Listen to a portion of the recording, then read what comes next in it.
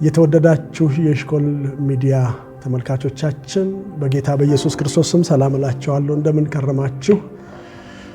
ዛሬ ደግሞ እግዚአብሔር በሰጠን እድል በሰጠን ጊዜ እውነተኛ አምልኮ እግዚአብሔርን ከማወቅ ይጀምራል በሚል ርዕስ የተዘጋጀውን ትምህርት እናቀርብላችኋለን።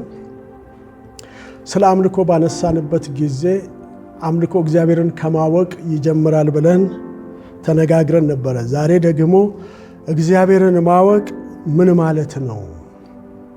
እግዚአብሔርን እንዴት እናውቀዋለን? እውነተኛ አምልኮ እግዚአብሔርን ከማወቅ የሚጀምር ከሆነ እግዚአብሔርን እንዴት ነው የምናውቀው?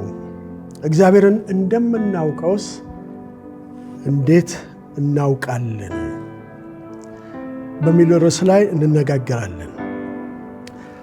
ሰዎች ስለ እግዚአብሔር ያውቃሉ፣ ግን ደግሞ እግዚአብሔርን አያውቁም።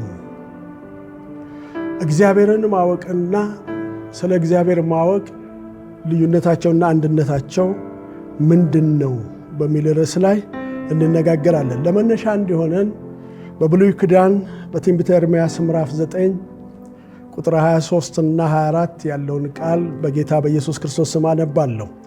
እግዚአብሔር እንዲህ ይላል፣ ጠቢብ በጥበቡ አይመካ፣ ኃያልም በኃይሉ አይመካ፣ ባለጸጋም በብልጽግናው አይመካ። ነገር ግን የሚመካው ምሕረትንና ፍርድን ጽድቅን በምድር ላይ የማደርግ እኔ እግዚአብሔር መሆኔን በማወቁና በማስተዋሉ በዚህ ይመካ። ደስ የሚያሰኙኝ እነዚህ ናቸውና ይላል። እግዚአብሔርን ደስ የሚያሰኙት ብዙ ነገሮች በመጽሐፍ ቅዱስ ውስጥ ተጽፈዋል። መጽሐፍ ቅዱስ እንደዚህ ይለናል። እግዚአብሔርን ደስ የሚያሰኘውን ነገር እየመረመርን እግዚአብሔር ደስ የሚያሰኘውን ነገር እንድናደርግ የእግዚአብሔር ቃል ይነግረናል። በዚህ ስፍራ ላይ እግዚአብሔርን ደስ ከሚያሰኙት ነገሮች ወይም ከሚያሰኙት ጉዳዮች አንዱ እኔ እግዚአብሔር መሆኔን በማወቁና በማስተዋሉ በዚህ ይመካ። ደስ የሚያሰኙኝ እነዚህ ናቸው። እንግዲህ እግዚአብሔርን ደስ ማሰኘት የሚፈልግ ሰው መጀመሪያ እግዚአብሔርን በማወቁና በማስተዋሉ እንዲመካ እግዚአብሔር ይፈልጋል። ይህንን ለመመካት ደግሞ በመጀመሪያ እግዚአብሔርን ማወቅ ያስፈልጋል።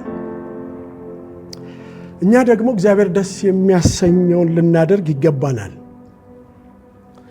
ምክንያቱም በኤፌሶን መጽሐፍ ምዕራፍ 5 ቁጥር 9 እና 10 የብርሃኑን ፍሬ በበጎነትና በጽድቅ በእውነትም ሁሉ ነውና ለጌታ ደስ የሚያሰኘውን እየመረመራችሁ እንደ ብርሃን ልጆች ተመላለሱ።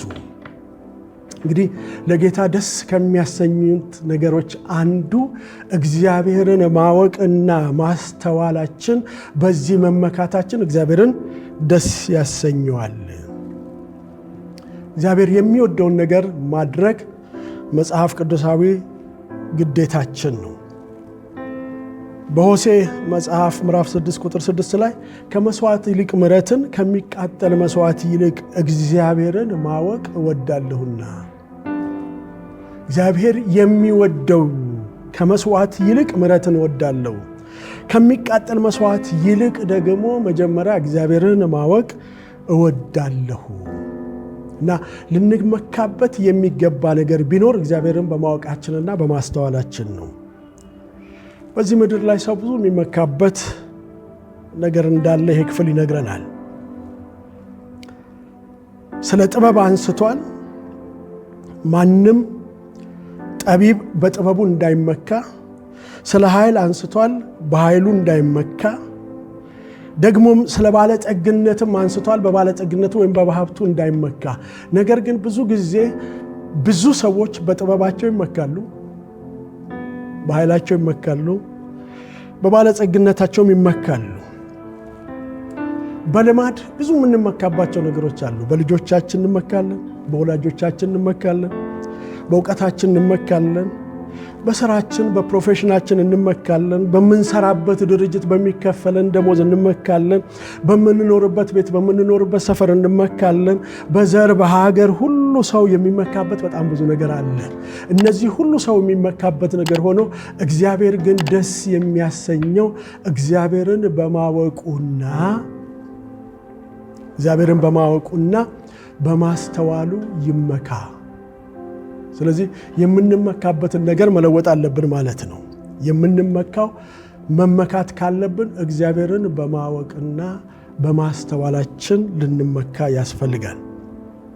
እንግዲህ ብዙ የምንመካባቸው ነገር እንዳሉን ሁሉ ደግሞ እነዚህ ቅድም የጠቀስኳቸው ነገሮች የሌሏቸው፣ ልጆች የሌሏቸው፣ ወላጆች የሌሏቸው፣ ደህና ስራ የሌለው ደግሞ የዛኛው ተቃራኒ ሆኖ በስጋትና በፍርሃት በጭንቀት የሚመላለሱ ብዙ ሰዎች አሉ። የእግዚአብሔር ቃል ግን ለሁለቱም ለሚመኩም ለሚጨነቁም፣ ባለው ነገር ለሚመካውም በሌለው ነገር ለሚጨነቀውም መመኪያ የሚሆንን ነገር ይነግረናል። እርሱም እግዚአብሔርን በማወቅና በማስተዋል ይመካ ይላል። ይህን ካልን እግዚአብሔርን ማወቅ ምን ማለት ነው? እግዚአብሔርን ማወቅ ምን ማለት ነው? አናውቀውም እንደ እግዚአብሔርን ነው ወይስ ደግሞ ስለ እግዚአብሔር እያወቅን እግዚአብሔርን ሳናቀርተናል? እግዚአብሔርን ማወቅ ስለ እግዚአብሔር ከማወቅ ይለያል። ስለ እግዚአብሔር ከመጽሐፍ ቅዱስ ካነበብነው ከሰማነው ብዙ ነገሮች ልናውቅ እንችላለን። ግን እግዚአብሔርን ማወቅ ስለ እግዚአብሔር ከማወቅ ያለፈ ነገር ነው፣ ወይም ደግሞ ከአእምሮአዊ ዕውቀት ያለፈ ነገር ነው። ለዚህ ነው ስለ አምልኮ ትርጉም ባየንበት ጊዜ አምልኮ እግዚአብሔርን ከማወቅ ይጀምራል ብለን ያነሳ ነው። የምናመልከውን ሳናውቅ ማምለክ ስለማይቻል ነው። እንደዚህ ከሆነ እግዚአብሔርን እንዴት እናውቀዋለን? እግዚአብሔርን እንደምናውቀውስ እርግጠኞች ነን ወይ? እንዴት ነው የምናውቀው? ማወቃችንን የምናውቀው እንዴት ነው? እግዚአብሔርን የሚያውቁ ሰዎችስ መገለጫቸው ምንድን ነው? እነዚህ ነገሮች በዝርዝር እንመለከታለን። ስለ እግዚአብሔር ማወቅና እግዚአብሔርን ማወቅ አንድነታቸውና ልዩነታቸውን እናያለን። በክርስትና ሕይወት ለመኖር እና መንፈሳዊ ሕይወትን ለማሳደግ እግዚአብሔርን ማወቅ ዋነኛና አስፈላጊ ነገር ነው። እግዚአብሔርን ማወቅ ስለ እግዚአብሔር ከማወቅ ጋር ተመሳሳይነት ቢኖራቸውም ልዩነት አላቸው። ተመሳሳይነታቸው የሁለቱም እውቀቶች ምንጭ በእግዚአብሔር እውነት በመጽሐፍ ቅዱስ ላይ የተመሰረተ ነው። እግዚአብሔርን ከማወቅ ጋር ሰዎችን በሶስት መንገድ ከፍለን ልናያቸው እንችላለን። አንደኛ፣ ስለ እግዚአብሔር የሚያውቁ ግን ምንም ወንጌል ያልደረሳቸው ሰዎች፣ መጽሐፍ ቅዱስን የማያውቁ ግን በባህላዊ አምልኮ ተፈጥሮን ወይም ፍጥረትን የሚያመልኩ፣ አንዳንዶች እግዚአብሔር የለም የሚሉ ወይም ብዙ አማልክት አለ የሚሉ ሰዎች አሉ። ሁለተኛው ደግሞ ስለ እግዚአብሔር እውነት የሚያውቁ ግን እግዚአብሔርን የማያውቁ ሰዎች ደግሞ አሉ። እነዚህ ሰዎች እግዚአብሔር አላውቃችሁም የሚላቸው አመፀኞች የተባሉ፣ ስለ እግዚአብሔር አእምሮአዊ እውቀት ያላቸው፣ ይህን ደግሞ ከመጽሐፍ ቅዱስ ማወቅ የቻሉ፣ መጽሐፍ ቅዱስን የሚያነቡ፣ ቤተክርስቲያን የሚሄዱ፣ የሚዘምሩ፣ የሚሰብኩ እነዚህ ሰዎች ሊሆኑ ይችላሉ። ግን ከእግዚአብሔር ጋር በግላቸው ህብረት የሌላቸው ሰዎች። ይሄ ማለት ምን ማለት ነው? የእግዚአብሔርን ትእዛዝ የማይፈጽሙ፣ ስለ እግዚአብሔር እያወቁ እግዚአብሔርን የማያከብሩና የማያመሰግኑ፣ በአጠቃላይ እግዚአብሔርን በትክክለኛ መንገድ የማያመልኩ ሰዎች። እነዚህ ሰዎች ስለ እግዚአብሔር የሚያውቁ ሰዎች ናቸው፣ ግን እግዚአብሔርን የማያውቁ። ጌታ ኢየሱስ ክርስቶስ እንደዚህ ያላቸው በማቴዎስ ምዕራፍ 7 ቁጥር 21 ላይ በሰማያት ያለውን የአባቴን ፈቃድ የሚያደርግ እንጂ ጌታ ሆይ ጌታ ሆይ የሚለኝ መንግሥተ ሰማያት የሚገባ አይደለም። በዛ ቀን ብዙዎች ጌታ ሆይ ጌታ ሆይ በስምህ ትንቢት አልተናገርንምን? በስምህ አጋንንት ሳላወጣንም? በስምህ ተአምራትስ አላደረግንምን? ይሉኛል። የዚያን ጊዜ ከቶ አላወቅኳችሁም፣ እናንተ አመፀኞች ከኔ ራቁ ብዬ እመሰክርባቸዋለሁ። እነዚህ ሰዎች ስለ እግዚአብሔር ያውቃሉ፣ ግን ከእግዚአብሔር ጋር ህብረት የሌላቸው እግዚአብሔርን የማያውቁ ሰዎች ይባላሉ። በአንደኛ ሳሙኤል ምዕራፍ 2 ቁጥር 12 ላይ የኤሊም ልጆችን ምናምንቴዎች ነበሩ፣ እግዚአብሔርን አያውቁም ነበር ይባላሉ። እነዚህ ሰዎች በመገናኛው ድንኳን ላይ ሆነው የሚያገለግሉ የኤሊ ልጆች የነበሩ ሰዎች፣ የክህነት አገልግሎት እያገለገሉ ያሉ ግን ከስርዓቱ ውጪ የሆኑ ከእግዚአብሔር ጋር ህብረት የሌላቸው ትእዛዙን የተላለፉ ሰዎች መጽሐፍ ቅዱስ እነዚህን ሰዎች እግዚአብሔርን አያውቁም ነበር። እያገለገሉ ያሉት በእግዚአብሔር ማደሪያ ድንኳን ዙሪያ ሆኖ ነገር ግን እግዚአብሔርን አያውቁም ተባሉ። እነዚህ ሰዎች ስለ እግዚአብሔር ያውቃሉ፣ ግን እግዚአብሔርን አያውቁም። ሌላው በዮሐንስ ወንጌል ምዕራፍ 5 ቁጥር 39 ላይ ፈሪሳውያንም መጽሐፍን ያነቡ ነበረ፣ ነገር ግን ክርስቶስን ያላወቁ ሰዎች ስለ እግዚአብሔር የሚያወራውን ስለ ክርስቶስ የሚያወራውን መጽሐፍ እያነበቡ እየሰሙ እየተናገሩ ግን እግዚአብሔርን የማያውቁ። በሶስተኛ ደረጃ ደግሞ እግዚአብሔርን የሚያውቁ ሰዎች፣ እነዚህ የግልና የቅርብ የልብ ግንኙነት ከእግዚአብሔር ጋር ያላቸው፣ እግዚአብሔርን ከመፍራት ጀምሮ እግዚአብሔርን የሚወዱ ድምፁን የሚሰሙ በሱ የሚመሩ በታማኝነት የሚኖሩ ትእዛዙን መፈጸም የሚፈልጉ ሰዎች፣ እነዚህ ሰዎች እግዚአብሔርን የሚያውቁ ሰዎች ስለ እግዚአብሔር ያውቃሉ፣ ደግሞ እግዚአብሔርንም ያውቃሉ። እንዲህ አይነት ሰዎች በመጽሐፍ ቅዱስ ውስጥ የተጠቀሱልን ሰዎች አሉ። በያዕቆብ 2:23 ላይ አብርሃምም እግዚአብሔርን አመነ፣ ጽድቅም ሆኖ ተቆጠረለት ያለው ተፈጸመ፣ የእግዚአብሔርም ወዳጅ ተባለ።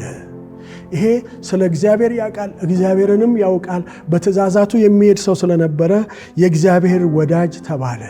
ልክ በዚህ መልኩ በተመሳሳይ ሁኔታ ሙሴ በዘጸአት 33:11 ላይ እግዚአብሔር ከሙሴ ጋር እንደ ጓደኛው ሰው ሲነጋገር ነበረ።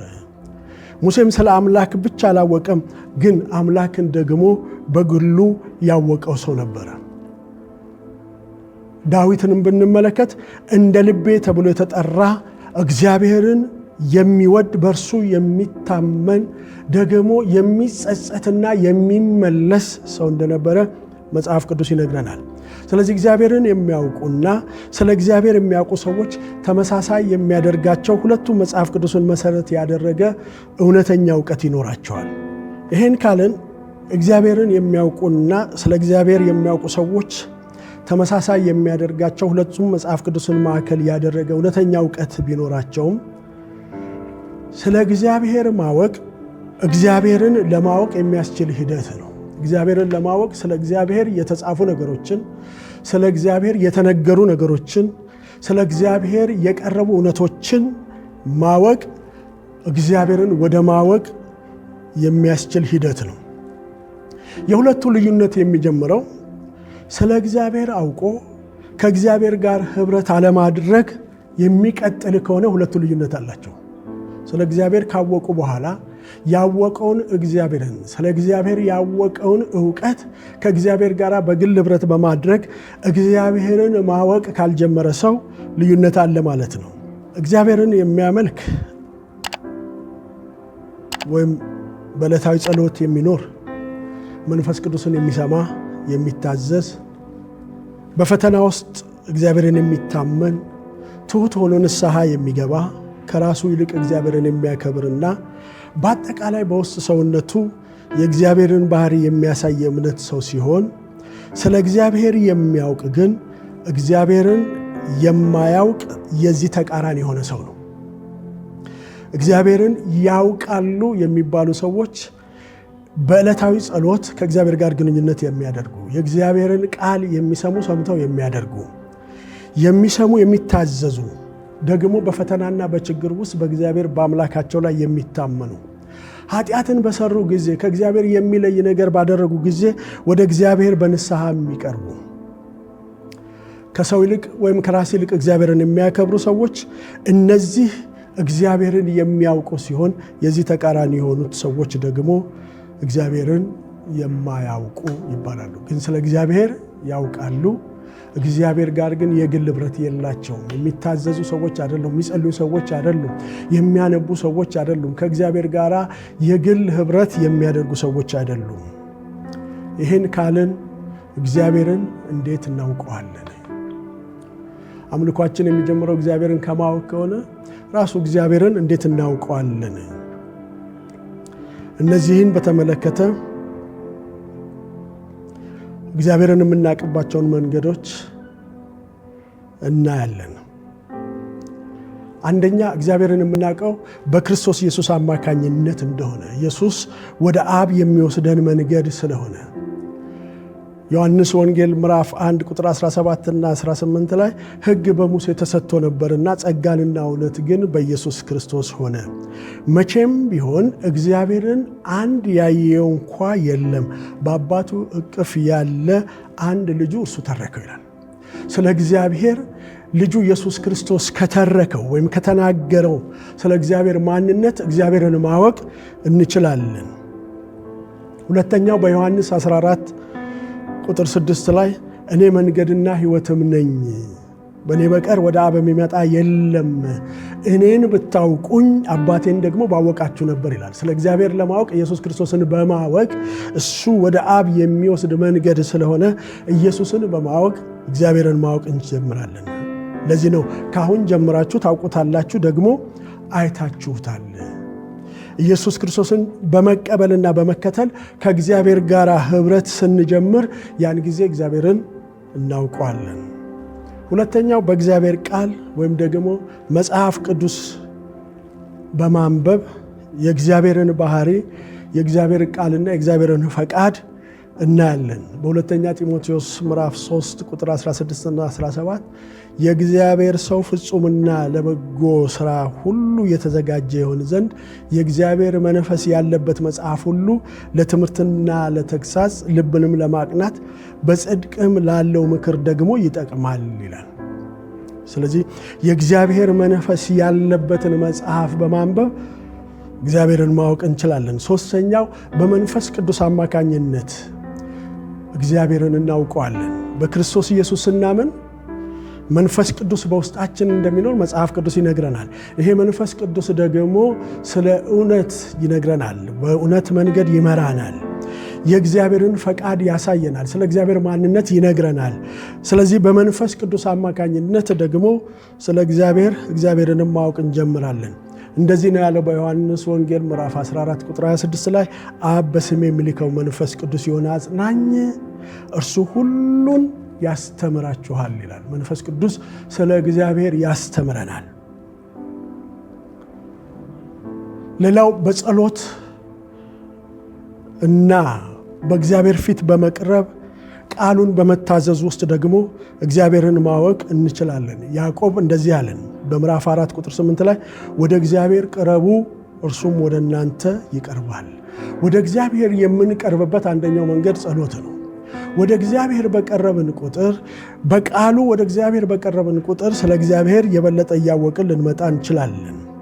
ያን ጊዜ የእግዚአብሔርን ትእዛዝ መፈጸም እንችላለን። ዮሐንስ 14:21 ላይ ትእዛዜ በእርሱ ዘንድ ያለችው የሚጠብቃትም የሚወደኝ እርሱ ነው። የሚወደኝ አባቴ ይወደዋል፣ እኔም እወደዋለሁ፣ ራሴንም እገልጥለታለሁ። ስለዚህ ራሱን በመግለጥ እንድናውቀው ያደርገናል። ነገር ግን የሚጠበቅብን አንድ ነገር አለ። ትእዛዜ በእርሱ ዘንድ ያለችው የሚጠብቃትም የሚወደኝ እርሱ ነው ካለ በኋላ የሚወደኝንም አባቴ ይወደዋል፣ እኔም እወደዋለሁ፣ ራሴንም እገልጥለታለሁ። እንግዲህ እግዚአብሔርን በእነዚህ ሁኔታዎች ማወቅ የምንችል ከሆነ እግዚአብሔርን እንደምናውቀው ደግሞ ማወቅ እና ማረጋገጥ ያስፈልገናል። እግዚአብሔርን እናውቀዋለን ወይ? እግዚአብሔርን ማወቅ ስለ እግዚአብሔር ከማወቅ የሚለይ ከሆነ ስለ እግዚአብሔር ማወቅ ስለ እግዚአብሔር የተጻፉ ወይም ደግሞ ስለ እግዚአብሔር የተነገሩ ትርክቶችን አውቆ የአእምሯዊ ዕውቀት ብቻ ሲሆን እግዚአብሔርን ማወቅ ግን ከእግዚአብሔር ጋር ህብረትን የሚጠይቅ ስለሆነ እኛ ራሳችንን ሁል ጊዜ መፈተሽ አለብን። እግዚአብሔርን እናውቀዋለን ወይ? ብዙ ጊዜ በባህሪ ችግር ያለባቸው ሰዎች ነገር ግን እግዚአብሔርን አውቃለሁ የሚሉ ሰዎች አሁን እሱ እግዚአብሔርን ያውቃል ወይ እሷ እግዚአብሔርን ታውቃለች ወይ የሚባልበት ጊዜ አለ። ምን ማለት ነው? እግዚአብሔርን ያወቀ ሰው የማያደርገው ባህሪ ይታይበታል። እግዚአብሔርን የሚያውቁ ሰዎች ሊሆኑ እንደሚገባቸው አይደሉም ማለት ነው። በተለምዶ እንኳ እግዚአብሔርን ያውቃል አያውቅም የሚባሉ ነገሮች መሰረት የሚያደርጉበት መለኪያ አላቸው ማለት ነው። እና እግዚአብሔርን ማወቃችንን እኛ ራሳችን እንዴት እናውቃለን? እናውቀዋለን የሚለውን እግዚአብሔርን በትክክል እናውቀዋለን ወይ? እግዚአብሔርን እንደምናውቀው እንዴት እናውቃለን?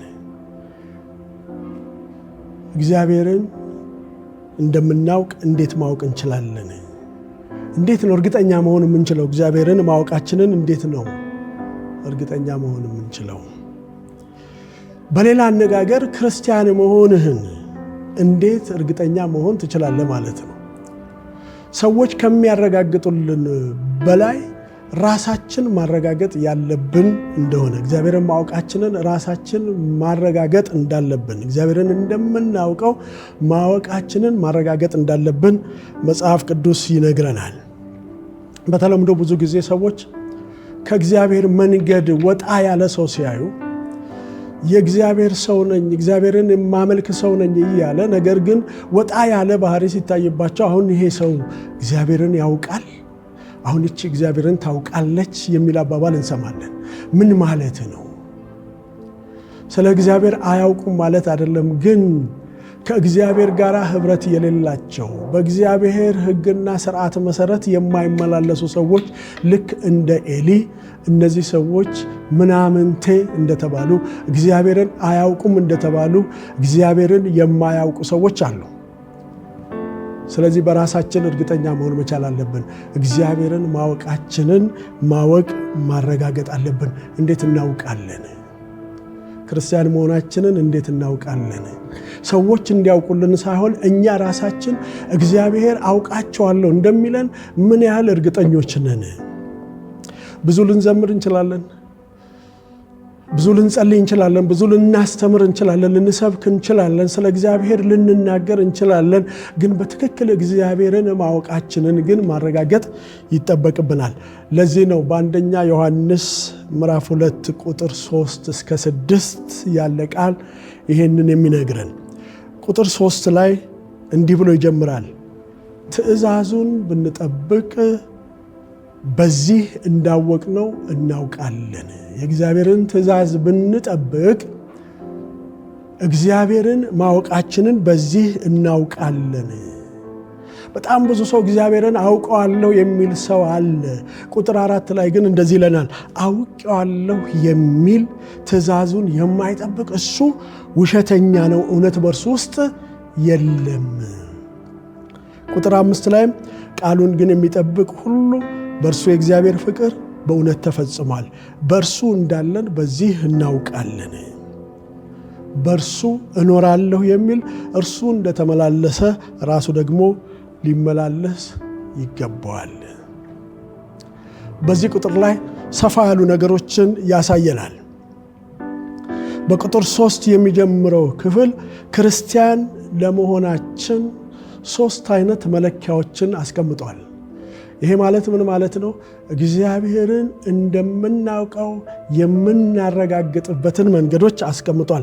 አንደኛው ስነ ምግባራዊ ነው። ሁለተኛው ከእግዚአብሔር ጋር ያለንን ዝምድና እንዲሁም ከአማኞች ጋር ያለንን ዝምድና የሚያሳይ ነው። ሶስተኛው ደግሞ አስተምህሮን ያሳየናል። እግዚአብሔርን የምናውቅ መሆናችንን የምናውቅበት መንገድ። ይሄ ስፍራ እግዚአብሔርን እንዴት እንደምናውቀው አይደለም ይነግረን። እግዚአብሔርን እንዴት እንደምናውቀው ቀደም ሲል ባነሳሁት ነጥብ ላይ እግዚአብሔርን ከልጁ ከኢየሱስ ክርስቶስ ከመንፈስ ቅዱስ ከእግዚአብሔር ቃል ሰዎች ስለ እግዚአብሔር ከሚናገሩት ከተፈጥሮም ደግሞ ስለ እግዚአብሔር ልናውቅ እንችላለን።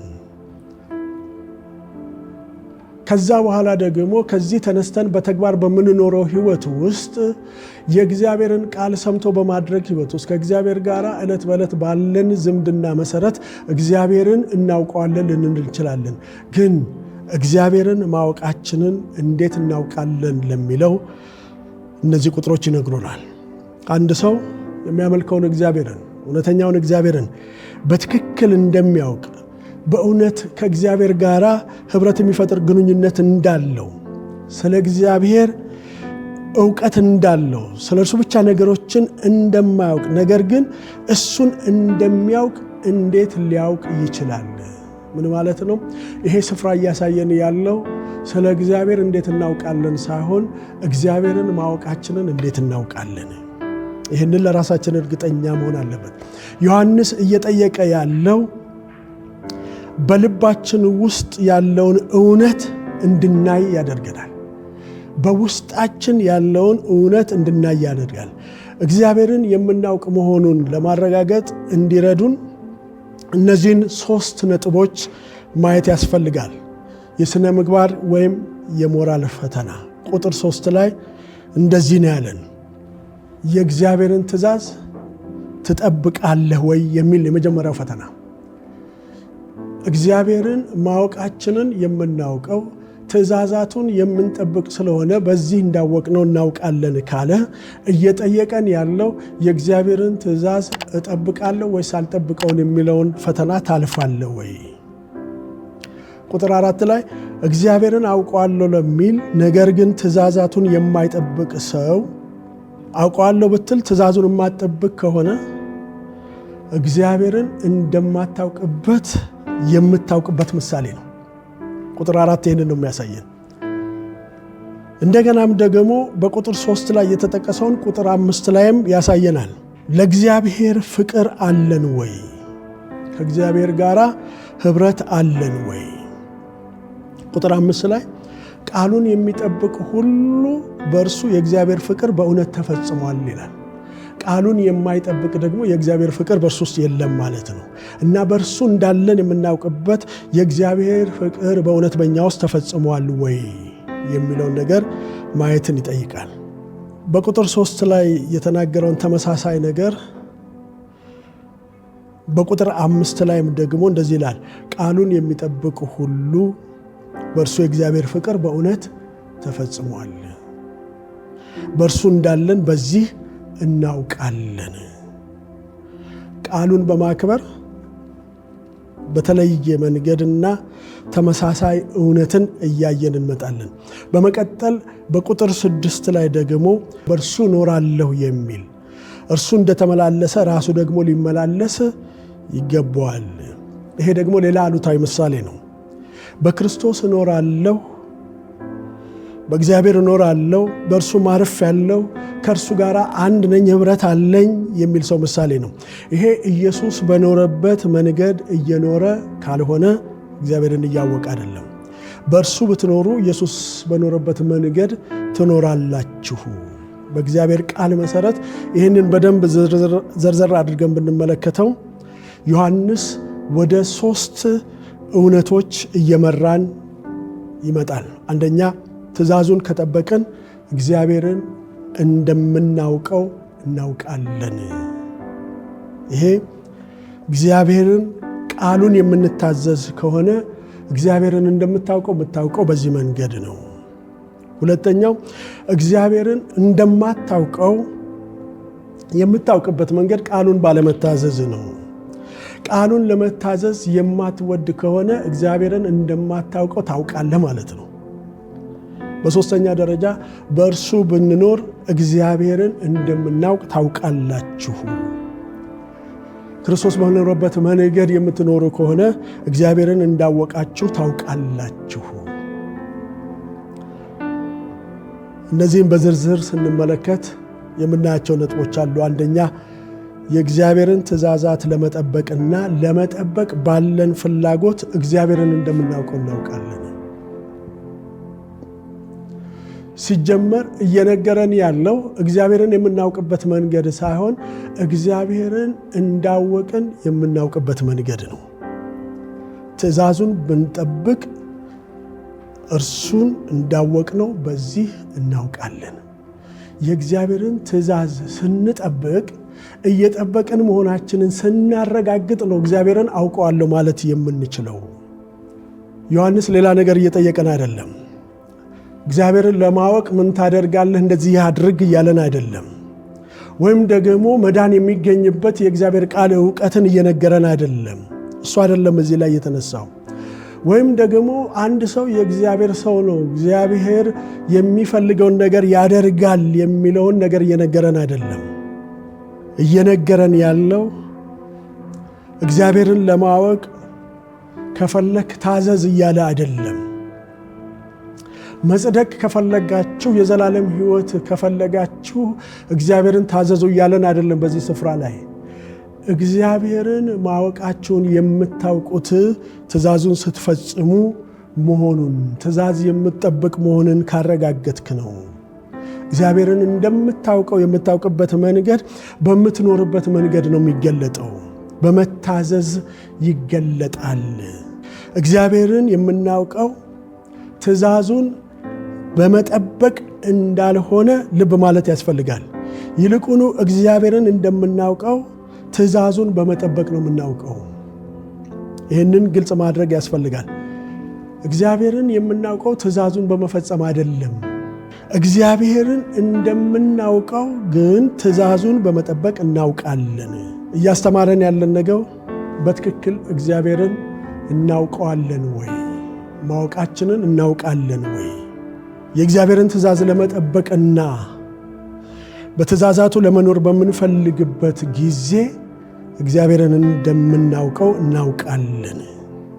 ዝም ብሎ ክርስቲያን ነን የሚል ሰው በእውነት ክርስቲያን መሆኑን የሚያረጋግጥበትን መንገድ እያሳየ ነው። ስለዚህ ፈተናው የእግዚአብሔርን ቃል ትታዘዛለህ ወይ? እግዚአብሔርን እንደምናውቀው ትእዛዙን በመጠበቅ እናውቃለን። ስለዚህ እግዚአብሔርን ማወቅ አስፈላጊ ነው። ነገር ግን እግዚአብሔርን ማወቃችንን ሁል ጊዜ እርግጠኛ መሆን መቻል አለብን። እግዚአብሔርን ማወቃችንን የምናረጋግጥበት የእግዚአብሔርን ትእዛዛት በመጠበቃችን ነው። እዚህ ላይ አንድ ነገር ማስተዋል ያስፈልጋል። የእግዚአብሔርን ትእዛዝ ሁሉንም መፈጸም እንደማንችል ዮሐንስ ወንጌል ምዕራፍ 1 ላይ ነግሮናል። እያለን ያለው የእግዚአብሔርን ቃል ወይም የእግዚአብሔርን ትእዛዝ ለመፈጸም መውደዳችንን እንጂ ፍጹም የእግዚአብሔርን ትእዛዝ መፈጸም እንደማንችል፣ ኃጢአትን ልንሰራ እንደምንችል፣ ነገር ግን ኃጢአታችንን መናዘዝ እንዳለብን በምዕራፍ 1 ላይ ነግሮናል። ነገር ግን የሚጠበቅብን የእግዚአብሔርን ቃል አውቀን የእግዚአብሔርን ትእዛዝ አውቀን የእግዚአብሔርን ትእዛዝ ለመፈጸም የወደድንና ይህንንም ደግሞ በእግዚአብሔር ጸጋ ተንተርሰን መፈጸም ስንጀምር ትእዛዛቱን መጠበቃችንን ስናረጋግጥ እግዚአብሔርን እንዳወቅነው እናውቃለን። ይሄ የእግዚአብሔርን ትእዛዝ መፈጸማችን ማወቃችን እግዚአብሔርን ማወቃችንን የምንገልጽበት መንገድ ነው። እግዚአብሔርን ማወቅ ሁለንተናችንን ይለውጣል። ከውስጥ ወደ ውጭ ይለውጠናል እና የሚለውጠን ደግሞ ቃሉን ስንታዘዝ ነው፣ ቃሉን ስናምን ነው፣ ቃሉን ስንከተል ነው። ደግሞ ይህንን ደግሞ እንድናደርግ ፍላጎት ሊኖረን ያስፈልጋል። እየተናገረ ያለው ይሄ ነው። በራሳችን የእግዚአብሔርን ትእዛዝ መፈጸም እንደማንችል መጽሐፉም ይነግረናል። እኛም ደግሞ ከእግዚአብሔር ቃል ተነስተን እናውቃለን። ግን ደግሞ ትእዛዝ መፈጸም ይጠበቅብናል። እንዴት እንፈጽመዋለን?